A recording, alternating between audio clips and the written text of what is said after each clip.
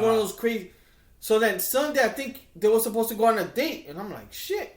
He said he did the T-Pain. I'm in love with a stripper. So that's what happened. So in like Sunday went. I think they were supposed to hang out. I don't know if they did. Whatever. Tuesday hits me up. He went back. Yo, bro, what you doing Thursday? At that time, I believe I was working in Walgreens. I was working in Walgreens or a bank. I'm not sure. And I'm like, nah, bro, I gotta work. Yo, bro, I need a favor from you. I'm like, what? I remember I was in 175th coming out the A train. I'm like, what is it? Yo, I need somebody as a witness. Oh my God. So I was like, he goes, yo, I'm gonna marry that girl. I'm like, yo, you fucking, are you kidding me? Holy shit. And he goes, yo, man, I am. And I'm young. Back in the days, I didn't think like I do now. You know what I'm saying? The one thing I remember, she had a hairy bush for a stripper. Coño. So. That means it made her panties look bigger. And he didn't even hit it. He had gone, I think, on a date with her. They probably kissed or whatever. And he's like, yo, that's it, man. I'm going to go back. She's going to come down to, I think he was in Station, Tennessee. She threw the good muelas at him. All this shit. She's going to come with her kid and all this shit. And I'm like, are you serious? So I'm like, if you really, really need me, I'll call out or I'll leave work early because he needed me like at 1 o'clock.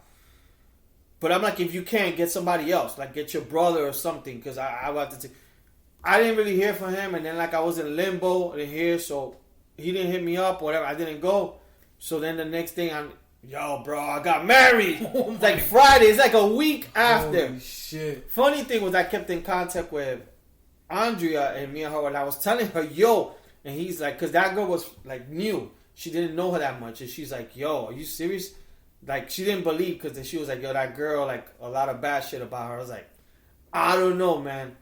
I don't know how this is going to work out because my boy's leaving back to Army. Yeah. So they got married. Eventually, the 3 months, the girl moved out there. That shit didn't work out because he was, like, always drinking, going out to drink. Mm-hmm. And he would leave her with the kid. And she'll be like, yo, like, I need money for milk, for the or Pampers. And he'll spend it on drinking. And stuff, but that's just a crazy story that I was just thinking about because you said strip clubs. That was my first strip club experience. After that, I've probably been to maybe 5 or 6 in my life. That's the thing. Like, I was never. People always thought like I was a big strip club goer, but I never went too much. But when you told me, like a bunch of us, yo, we're gonna go, I will go. Yeah, because I was never the one to go and pay. Because in Jersey, some of the strip clubs is bikini. They're dancing bikinis and they don't take nothing off. I've never been to one in Jersey other than Atlantic City. Yeah. I'm not talking about that. Oh, yeah.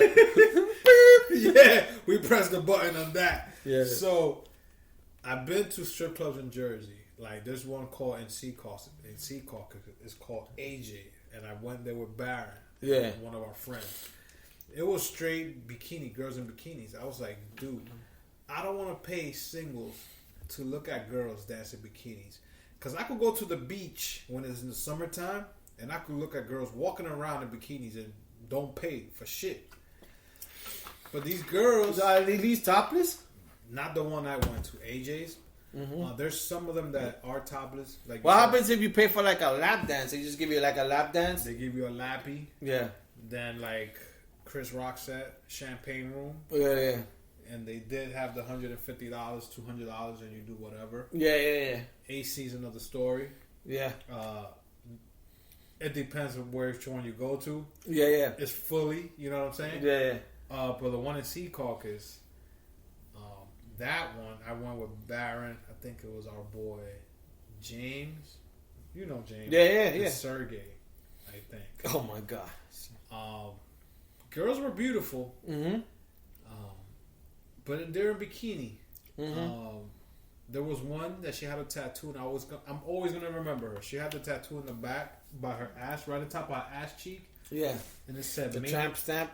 Not even the tramp stamp. It was right on the side of her ass cheek that you could see it, and it said "Made in Brazil, 100%." I was like, "Whoa, mama." I was like, Coño, I'm giving you $1 just for that. Yeah. And she started talking to us. at the same time, they got a girl walking around in a bikini, massaging guys. Like, not happy ending. Yeah, no, I know. Like in your shoulders. Like in your shoulder. I was like, yo, what do you think? I'm stressed out by throwing singles into the stage? She's like, no, I'm here to make you feel good. But then she wants a tip. Exactly. Yeah. So I'm like, yo, massage my shoulders. I'm good. Then the bartender, sometimes these bartenders look better than the stripper. Yeah. That's why they're getting popular now. Yes. And some guy, I even asked the girl, I was like, yo, why you not stripping? Because you can make more money. She's like, nah, I make more because I'm making drinks and I'm tipping. And some of these guys just give me extra money because she wasn't even being cocky. She's like, just the way I look. Yeah. They give me extra money. I was like, damn, you smart. You making double money. This girl got to dance hard for her dollar. You serving vodka with cranberry juice. I want to put 2 scenarios before I forget after you continue talking. So that was my AJ experience. And you know what? I never was the one to pay for a lap dance. Yeah. It was like, you can't touch. You just go sit there. And whatever. Yeah. You get blue balls and go home. You pay $20. Basically what you're doing is you're paying $20 to get blue balls. So that was my experience in AJ's. Then I went to another place with James. It was a bachelor fucking party. 40s doing me in, people. Yo, you're gonna go to 42 ounce. She's fucking Mariano Rivera over here. With with James, I went to a place in Newark for a bachelor party. This was $55 per guy. But this is including drinks and food. That's not bad. This is the first time I heard about food in a strip club. Oh, so the bachelor party was in the strip club too? The bachelor party was in the strip club. I was like, what the fuck? What are we going to eat? Burgers? They had wings. They had burgers. I was like, no, man, there's no way this place makes good food. Go ahead. So I didn't eat. Basically, I paid $55 to have some drinks and look at girls dancing around. That was my experience on that place. Yeah. Some of the guys were still so horny that they said, yo, the guy that's getting married needs to go home. But some of us still want to keep partying. Yeah. What do you guys think? Then one of the dirtbags, one of the sucios knew, yo, there's a place in Patterson. We were like, yeah. I'm not driving back in those days. I was still living in New York, but I was taking the bus. I was hanging out with James. They go, we could go to Patterson and we could continue the party, but the dude has to go home with the best man. The best man took the guy home. Yeah. And it was like 7 of us. We were like, yo, you guys want to continue? Perfect, let's go. So we drive to Patterson. This is like Patterson in the hood, like hood. Yeah. We get to this place and the entrance looks like a bodega from Uptown. Like, you know how you have the lighting from a bodega? Yeah. The door. I told James, I like, dude, are we going to come and buy quarter waters and chips? He was like, yo, I don't know. I'm following them. So we walk into the entrance of the bodega and you see a bouncer. What you guys want? Yo, we here the one guy knew the secret code or something. Yeah. He's like, yo, we're here for the show. I was like, all right, let me pat you guys down. I was like, this is the first time I'm getting patted down to go into a bodega. I walk in, all the windows are tinted. The bouncer's there and you open the curtain. Yo, there's a stage. You sit down, the smoke. In that strip club, they were playing the good hip hop. Yeah. And it was all like black girls stripping. Nude? Half nude. It was topless. Okay. There, I met this girl named Brown Sugar. Oh my God, I fell in love with her. Yeah. That was the one that I was. Just like your boy. Brown Sugar. Just like that. Your boy Alex was throwing muelas. I was doing that too. I was like, yo, Brown Sugar. What are you fucking around with these drug dealers and shit? They ain't gonna do shit for you. They're gonna get arrested. Fuck with a nigga that got a real job. Yeah. You don't even need to work. I'll keep you. Yo, I was throwing all the lies. She was like, don't worry, Big Papa. You owe mom. Because I was bigger back then. I was way bigger. Yeah. She was like, don't worry, Big Papa. I'm all yours. This and that. I was like, yo, stop lying to me, man. Don't fucking play me. I'm drunk, but don't fucking play me. Yeah. Nah, Big Papa. I'll talk to you after I stop dancing. I was like, okay. So she went to the back, and because she was doing her walk around. I guess she was introducing herself. Then later on, you hear the DJ, "Welcome to the stage, Brown Sugar." I was like, "Whoa, Yeah, I sat down right in the front in the stage. Mm-hmm. Yo, I can remember to this day. Brown Sugar had the nice panties and bras matching. Yeah. Then she had the cape. You know, some girls like wear. She had a cape? Not a cape, but it was like a lingerie. Like she Ric Flair? Dude, I thought she was Batwoman or something. Yeah. Like a see-through. I don't know, like what you call it, but it was like not a cape, but it was like a bata, like a robe. Yeah.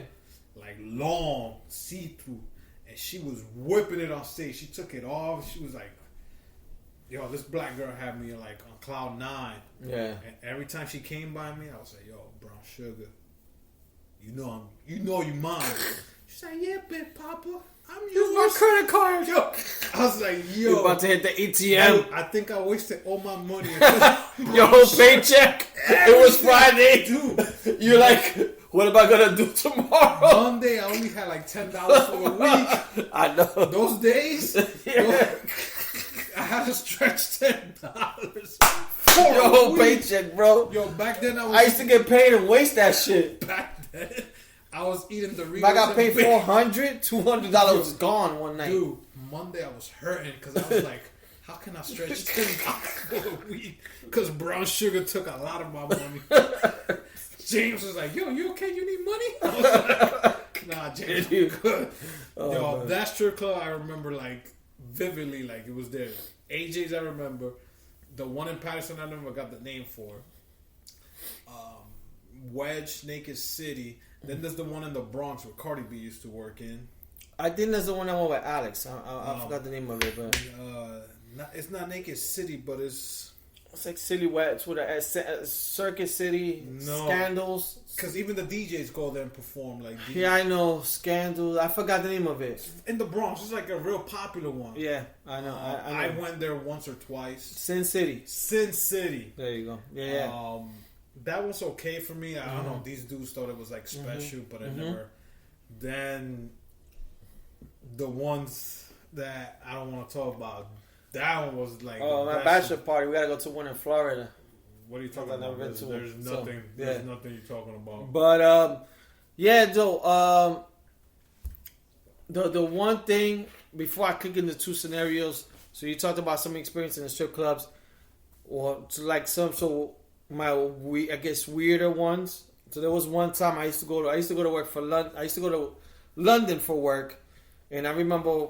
When I used to go, this is like in my partying days. So when I used to go out there, then the first time I went, I was out there for 2 weeks.